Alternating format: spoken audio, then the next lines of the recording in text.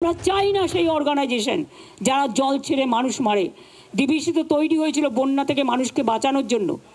4 লক্ষ cusec metric cusec ton তারা জল রাখতে পারতো, আর আজকে 20 কোথায় নেমে এসছে, রাস্তার সমান নেমে এসছে। 20 বছর ধরে ড্রেজিং করে না, ডিসিলটেশন করে না, ফরাক্কায় করে না, মানুষ জলে ডুবিয়ে মারে। দেখুন, মমতা ব্যানার্জি পশ্চিমবঙ্গে সর্বনাশ করবার জন্যই ক্ষমতায় এসেছেন। তিনি পশ্চিমবঙ্গে ক্ষমতায় এসেছিলেন যে ধ্বংসাত্মক প্রক্রিয়ার মধ্যে দিয়ে। তার ক্ষমতা আসীন হওয়ার পর থেকে পশ্চিমবঙ্গের অর্থনীতি ক্রমশ নিচের দিকে নেমে গেছে। আজকে এ নিয়ে কোনো বিতর্কের অবকাশ নেই।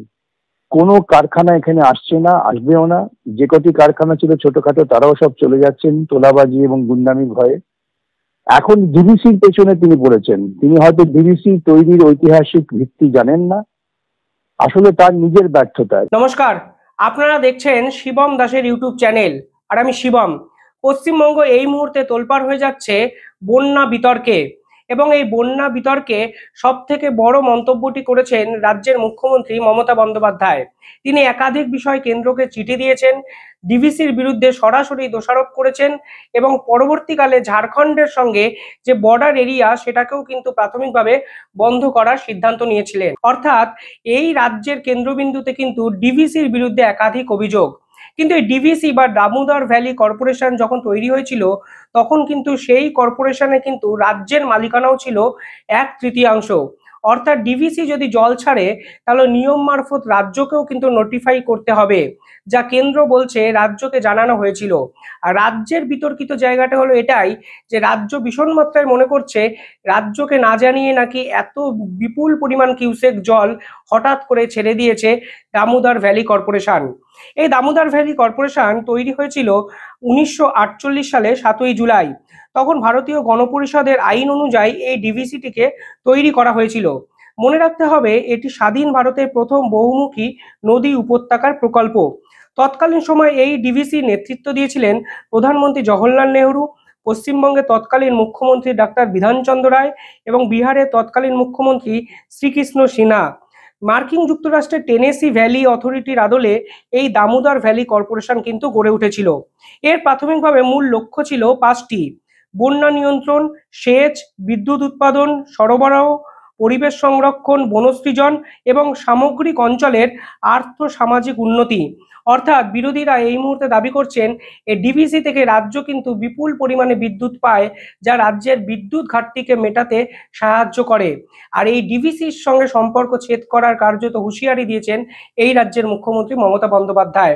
তাই প্রশ্ন উঠেছে, ডিভিসি যত পরিমাণ বিদ্যুৎ এই রাজ্যকে দেয় সেই পরিমাণ বিদ্যুৎ যদি রাজ্য না পায় তাহলে কিন্তু গরমের সময় বিপুল পরিমাণ বিদ্যুৎ ঘাটতি তৈরি হতে পারে এই রাজ্যে।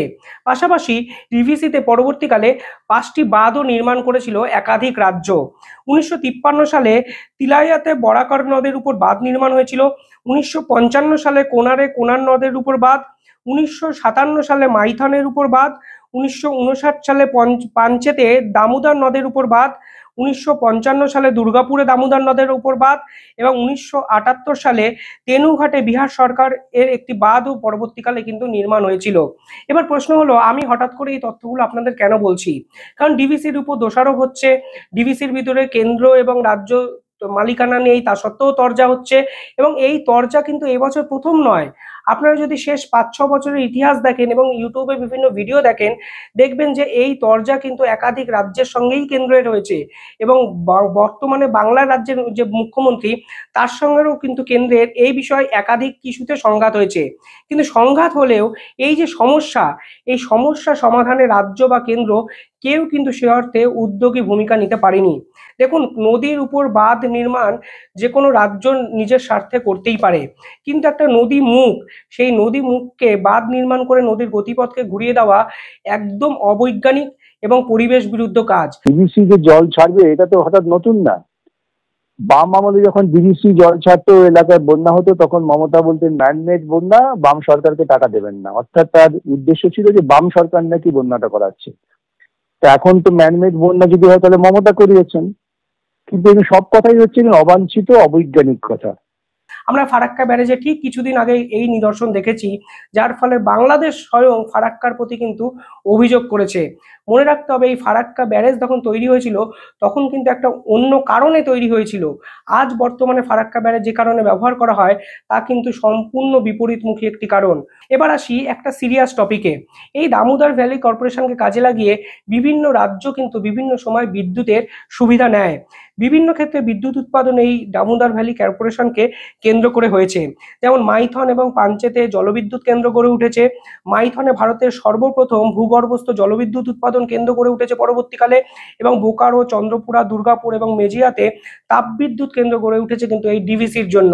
অর্থাৎ ডিভিসি যে পরিমাণ জল জমিয়ে রাখে সেই জলকে কাজে লাগিয়ে শুধুমাত্র সেচ বা চাষবাসে করা হয় সেটা নয়, এই জলকে কাজে লাগিয়ে কিন্তু একাধিক রাজ্য এবং সর্বোপরি কেন্দ্র বিপুল আকারে কিন্তু বিদ্যুৎ উৎপন্ন করে, যা কিন্তু বিভিন্ন রাজ্যের বিদ্যুৎ ঘাটতিকেও কাজে লাগিয়ে। কিন্তু তার জন্যই প্রশ্ন, রাজ্য যদি হঠাৎ করে এই ধরনের দামোদর ভ্যালি কর্পোরেশন থেকে বেরিয়ে আসে তাহলে রাজ্য কিন্তু রাজনৈতিক কারণে তার দেশের বা এবং রাজ্যের মানুষের কিন্তু ক্ষতির সম্ভাবনাই কিন্তু অনেকটা বাড়িয়ে তুলছে বলে আমার মনে হয়।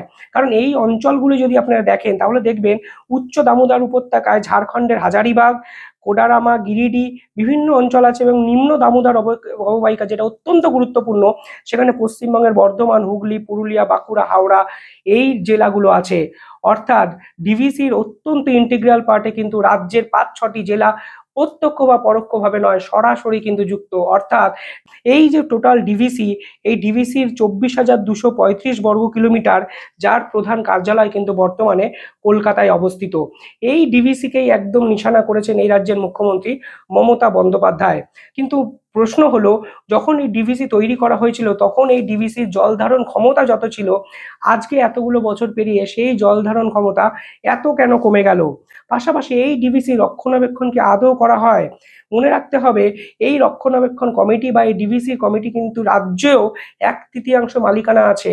ফলে এই রক্ষণাবেক্ষণ করার দায় শুধুমাত্র কেন্দ্রের এবং বাকিটা রাজ্যের কোনো দায় নেই, এই প্রশ্ন কিন্তু বিরোধীরা ভীষণ মাত্রায় তুলতে শুরু করে দিয়েছেন। কিন্তু এগুলোই হলো আসল প্রশ্ন, যে কেন এই ড্যামকে বা এই দামোদর ভ্যালি কর্পোরেশনকে বিভিন্ন সময় রক্ষণাবেক্ষণ করা হবে না, কেন নদীর তলায় ড্রেজিং করা হবে না, পাশাপাশি এই মুহূর্তে ডিভিসিকে দায়ী করে আদৌ কি কিছু লাভ হতে পারে?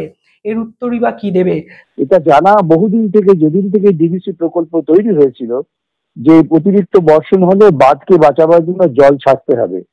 রাজ্য সরকার যা দায়িত্ব ছিল সেটা হচ্ছে সেই জলটাকে নির্দিষ্ট খাতে বইয়ে দিয়ে বন্যাকে প্রতিরোধ করা। সেই কাজটা বাম আমলে ধীরে ধীরে এগোচ্ছিল। উনি ক্ষমতায় এসে তো সবই সর্বনাশ করে দিয়েছেন। এখন ডিভিসির সঙ্গে সম্পর্ক ছিন্ন করছেন, এর পরিণতি সম্পর্কে কোন ধারণা নেই। মনে রাখতে হবে এই ডিভিসি প্রকল্পের কিন্তু মালিকানা কোনোভাবেই কেন্দ্রের উপর নেই। কারণ 1/3 মালিকানা এর মধ্যে কেন্দ্রের থাকলেও সম্পূর্ণ মালিকানার 50% ঝাড়খণ্ড এবং বাংলার, অর্থাৎ 1/3 বাংলার, 1/3 ঝাড়খণ্ডের। ফলে এর দায় শুধু যে কেন্দ্রের উপর নয় সেটাই মনে করিয়ে দিয়েছেন এই রাজ্যেরও একাধিক বিরোধী দল। মনে রাখতে হবে প্রথম যখন ডিভিসি চালু হয়েছিল তখন কিন্তু বাংলা কেন্দ্রিক এই বিষয়টা ছিল, কিন্তু এই ডিভিসি থেকে কিন্তু বাংলা পরবর্তীকালে তাদের যে করায়ত্ত বা অধিকার সেটা কিন্তু হারাতে শুরু করে। মনে রাখতে হবে শুধুমাত্র কেন্দ্র নয়, ঝাড়খণ্ডের সঙ্গেও কিন্তু আমাদের রাজ্যের মুখ্যমন্ত্রীর বর্ডার অঞ্চল কিছুটা সময়ের জন্য বন্ধ করে রেখেছিলেন। অর্থাৎ মুখ্যমন্ত্রীর মনে হয়েছে ঝাড়খণ্ড এবং কেন্দ্র এই জল ছাড়ার জন্য কিন্তু দায়ী। ভোটের সময় স্বয়ং দেব একাধিকবার মাস্টার প্ল্যানের ঘোষণা করেছিলেন, কিন্তু এখন তিনি বলছেন 3 মাসে কোনোদিন মাস্টার প্ল্যান হতে পারে না। আসলে যদি দেখেন ওই অঞ্চলে দেব কিন্তু শেষ 10 বছরের সাংসদ, হিসাব করলে দেখবেন 13 বছরের সাংসদ বর্তমান সময়ে দাঁড়িয়ে কিন্তু দেব। এই 10-11 বছরে সাংসদ হিসাবে দেব এখনো কেন মাস্টার প্ল্যান তৈরি করতে পারলেন না, কেন্দ্রই বা কেন সহায়তা করলেন না? প্রশ্ন উঠতেই পারে হঠাৎ করে সেই নদী কেন এত ভয়াবহ হয়ে গেল, কেন নদীতে ড্রেজিং করা হলো না, কেন নদীর দুই পার অঞ্চলকে ঠিকভাবে সুসজ্জিত করে এই জল প্লাবিত হওয়ার থেকে আটকানো সম্ভব হলো না। পাশাপাশি এই অঞ্চলে নদী, মাটি, বালি, কাকড়, এই অঞ্চলে চুরির একটা অভিযোগ ওঠে, যা বিভিন্ন টিভি মিডিয়ায় বিভিন্ন সময় ভিডিও কিন্তু ভাইরাল হয়। এই নদী অববাহিকার যে পলি মাটি তা কিন্তু চড়া দামে বিক্রি হয়, এখানকার যে বালি খাদান তা কিন্তু চোরা পথে বিভিন্ন জায়গায় বিক্রি হয় বলে বিভিন্ন আর্টিকেলে বহু সময় প্রকাশিত হয়েছে। ফলে নদী পার আপনি যদি মজবুত করতে না পারেন তাহলে নদী সংলগ্ন জায়গায় কিন্তু জল ধারণ ক্ষমতা অসংখ্য কমে যেতে পারে।